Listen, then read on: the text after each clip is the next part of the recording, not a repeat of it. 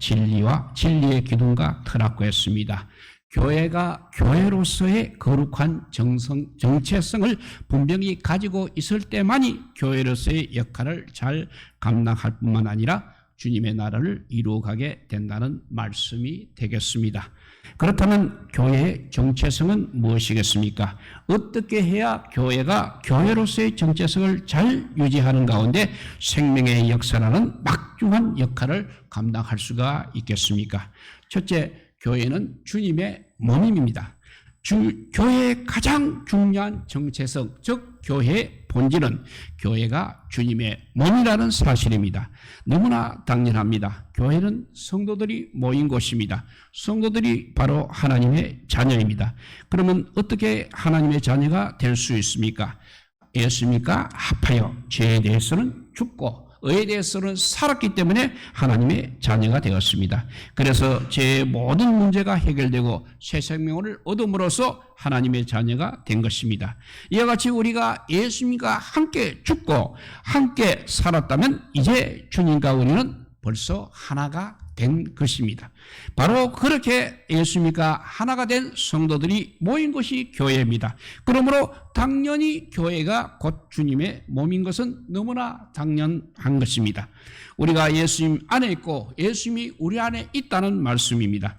그런 성도들이 모인 교회가 바로 주님의 몸인 것입니다. 그래서 에베소서 1장 23절에 보면 교회는 그의 몸이니 만물 안에서 만물을 충만하시게 하시는 이의 충만함이니라고 하셨습니다. 교회가 주님의 몸입니다. 그것이 교회의 본질이고 교회의 정체성입니다. 그러면 이런 정체성을 가지고 있는 교회는 어떻게 해야 하는 것입니까?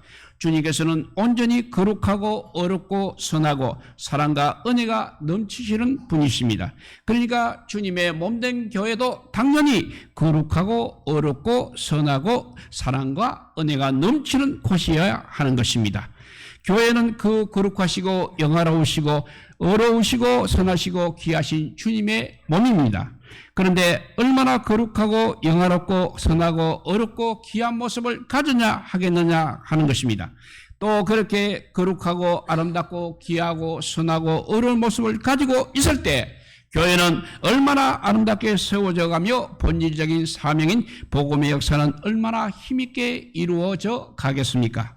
그러므로 우리 모두 이제는 죄에 대해서는 죽고 의에 대해서는 삶으로 주님과 하나 된 사람으로서 교회는 바로 그렇게 주님과 하나 된 사람들이 모인 곳이라는 사실을 잊지 마시고 더욱더 말씀과 기도 생활에 힘쓰므로 진정 거룩하고 아름답고 진실하고 성실한 모습을 가질 수 있기를 바랍니다. 그래서 우리 자신이 주님께서 주시는 생명의 능력과 은총을 마음껏 누리는 가운데 교회가 교회로서의 정체성을 잘 유지함으로 하나님의 역사를 힘있게 이루어갈 수 있는 교회가 될 수 있기를 주님의 이름으로 축복합니다. 이렇게 교회는 첫째 주님의 몸이라고 했습니다. 두 번째 교회는 하나님의 집입니다. 교회의 정체성 가운데 또 중요한 것이 바로 교회가 하나님의 집이라는 사실입니다. 그것은 오늘 15절에도 잘 나타나 있습니다. 15절을 다시 한번 읽어보면 만일 내가 지체하면 너로 하여금 하나님의 집에서 어떻게 행해야 할지를 알게 하려 함이니 이 집은 살아계신 하나님의 교회요 진리의 기둥과 터니라 했습니다. 교회는 이렇게 하나님의 말씀이라고 선언하고 하나님의 집이라고 말씀하고 있지 않습니까? 그래서 예수님께서도 누가복음 2장 49절에 보면 49절에서 성전을 가리켜서 내 아버지의 집이라고 말씀하신 것입니다. 그렇다면 교회가 하나님의 집이라는 것은 무슨 뜻이냐면 먼저 교회는 하나님의 소유라는 것입니다. 교회가 하나님의 집이라는 것은 하나님이 소유하신 것으로서 하나님이 주인이시라는 뜻이 되겠습니다. 교회가 하나님의 소유라면 어떻게 해야 하는 것입니까? 하나님이 주인이시니까 우리는 모두 하나님의 종으로서 오직 하나님의 뜻을 잘 받들어 하나님을 섬겨야 하는 것입니다. 교회는 분명히 하나님의 소유입니다. 하나님이 주인이십니다. 그런데 내 마음, 내 생각, 내 뜻대로는 할 수 없지 않겠습니까? 교회는 하나님의 집으로 하나님이 주인이시고 우리는 그 집을 맡은 관리인에 불과한 것입니다. 그러니까 오직 주인이신 하나님의 뜻만을 잘 받들어서 교회를 세워나가는 것이 너무나 당연하지 않겠습니까? 교회가 하나님의 집이라는 또 다른 의미는 하나님께서 거처하신다는 의미가 되겠습니다. 물론 하나님은 무소부재하셔서 우주 만물에 충만하신 분이십니다. 그렇지만 교회는 특별히 하나님께서 구별해서 세우신 곳입니다. 그래서 하나님께서 항상 특별히 임재하셔서 말씀과 은혜와 기쁨과 평안과 안식과 위로를 주시는 그야말로 특별한 장소라는 말씀이 되겠습니다. 그러면 교회가 하나님의 거처라면 우리는 어떻게 해야 하는 것입니까? 먼저 교회 안에서 생각하고 말하고 행동한 모든 것이 경건하고 거룩하고 선하고 어려워야 하는 것입니다. 거룩하시고 영화로우시고 어려우시고 선하신 하나님께서 임재하시는 곳이기 때문입니다. 어떻게 우리가 교회에서 함부로 말을 하고 행동을 할 수 있겠습니까? 또 교회가 하나님이라는 것을 통해서 우리가 생각할 수 있는 것은 교회를 가까이 해야 한다는 것입니다. 너무나 당연합니다. 하나님의 집이기 때문입니다. 그래서 하나님께서 특별히 임재하는 곳이기 때문입니다. 그렇게 하나님께서 특별히 임재하시는 곳으로 그 존귀하시고 영화로운 주님께서 하나님께서 계신 곳입니다. 어찌 우리가 가까이 하지 않겠습니까? 또 그렇게 하나님께서 계신 곳입니다. 그러니 당연히 거기에 생명의 능력과 은혜와 평강과 기쁨이 항상 충만한 곳입니다. 그래서 우리가 어찌 가까이 하지 않을 수가 있겠습니까? 그러므로 우리 모두 교회가 하나님의 집이라는 사실을 기억하며 겸손히 주님의 종으로 교회를 섬길 수 있기를 바랍니다. 모든 삶의 현장에서 다 그래야 하겠지만 특별히 교회에서는 더욱더 사랑하고 거룩하고 선하고 어렵고 깨끗한 모습을 가질 수 있기를 바랍니다. 다만 무엇보다도 하나님께서 임재하시는 교회를 더욱더 가까이 하시기 바랍니다. 그래서 주님의 은총을 더욱 충만히 누리며 거룩하신 주님을 세상에 보여주며 주님의 역사를 힘있게 이루어가는 교회가 될 수 있기를 간절히 주님의 이름으로 축복합니다. 이렇게 교회는 주님의 몸이요 하나님의 집이라 했습니다. 세 번째 오늘 말씀에 나오는 것처럼 교회는 진리의 기둥과 터입니다. 교회의 또 하나의 정체성이 바로 세상에서 유일한 진리의 터이자 기둥이라는 것입니다. 앞에 15절 말씀을 다시 한번 읽어봅니다. 만일 내가 지체하면 너로 하여금 하나님의 집에서 어떻게 행해야 할지를 알게 하려 함이니 이 집은 살아계신 하나님의 교회요 진리의 기둥과 터니라 했습니다. 즉 교회는 하나님의 집으로 하나님께서 특별히 임재하는 곳입니다. 그러니까 참된 진리가 있는 곳이라는 것입니다. 그리고 진리의 기초와 기둥과 같은 곳이라는 말씀이 되겠습니다. 너무나 당연하지 않습니까? 진리가 무엇입니까? 진리는 참된 이치, 참된 도리를 진리라고 말하는 것입니다. 그러면 참된 이치가 무엇입니까? 참되고 영원하고 완전하게 생명의 기쁨과 은혜와 평안을 주는 것입니다. 너무나 당연합니다. 진리가 왜 우리에게 필요한 것입니까? 생명을 풍요롭게 아름답게 가치 있고 존귀하기 위해서 진리가 필요한 것입니다. 그러면 무엇이 우리에게 참되고 영원하고 완전한 생명의 기쁨과 은혜와 평안과 존귀함을 가져다 주는 것입니까? 말할 것 없이 오직 하나님만이 참되고 영원하고 완전한 생명의 기쁨과 은혜와 평안을 주십니다. 그래서 하나님과 그 말씀만이 유일한 참된 진리이라는 것입니다. 교회는 바로 그런 완전하고 유일한 진리이신 하나님 말씀 위에 세워진 곳입니다. 교회는 바로 그래서 말씀을 선포하고 가르침으로써 생명의 역사를 이루어가는 곳입니다. 그러므로 유일한 진리의 기둥과 터라는 것입니다. 교회만이 유일한 진리의 기초입니다. 교회만이 참된 진리의 역사를 이루어갈 수 있는 세상에서 유일한 기관입니다. 얼마나 당연합니까? 오직 예수 그리스도만이 참된 길이요 진리요 생명입니다. 교회는 곧 예수 그리스도의 몸이라고 했습니다. 그러니 교회만이 유일한 생명과 진리의 기초인 것입니다. 그러므로 교회는 무슨 일이 있어도 진리 곧 하나님의 말씀 위에 서 있어야 하는 것입니다. 세상이 어떻게 변해도, 세상에 아무리 물질주의, 인본주의, 편의주의, 향락주의가 판을 친다 하더라도 교회만큼은 절대로 흔들리지 말고 말씀 위에 굳게 서야 한다는 것입니다.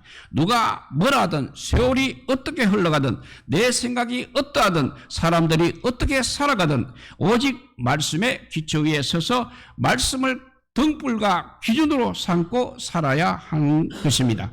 그러므로 비로소 생명의 길로, 그리고 진리의 길로 잘 달려가서 우리 자신들이 먼저 생명의 은총을 풍성하게 누리는 가운데 교회가 교회다운 모습을 가지고 이 땅의 진리의 역사, 생명의 역사를 힘있게 이루어가게 되는 것입니다.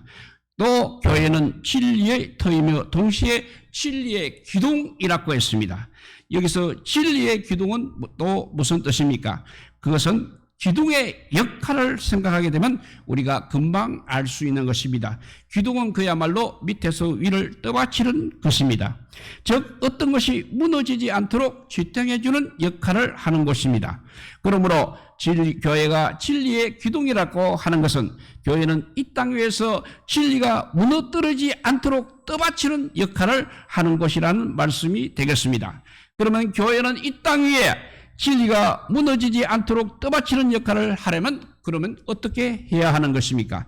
말할 것도 없습니다. 우리 자신이 바로 믿음과 말씀 위에 굳게 서야 하는 것입니다. 그래서 성령께서 주시는 진리로서 올바르게 사물을 분별해야 합니다. 성령께서 주시는 능력으로 모든 왜곡된 것은 단호히 배격해야 하는 것입니다. 죄와 무지 가운데 있는 인생들이 저마다 진리가 여기 있다 저기 있다 하지만 거기에 속으면 안 되는 것입니다. 죄와 무지 가운데 살고 있는 인생들이 무슨 종교이든 다 똑같다, 그냥 착하게 살면 좋은데 간다, 내 마음대로 실컷 즐기며 살다가 죽으면 끝이라고 헛소리를 하고 있지만 그것이 아니라는 것입니다. 그것은 다 무지몽매해서 하는 소리에 불과한 것입니다.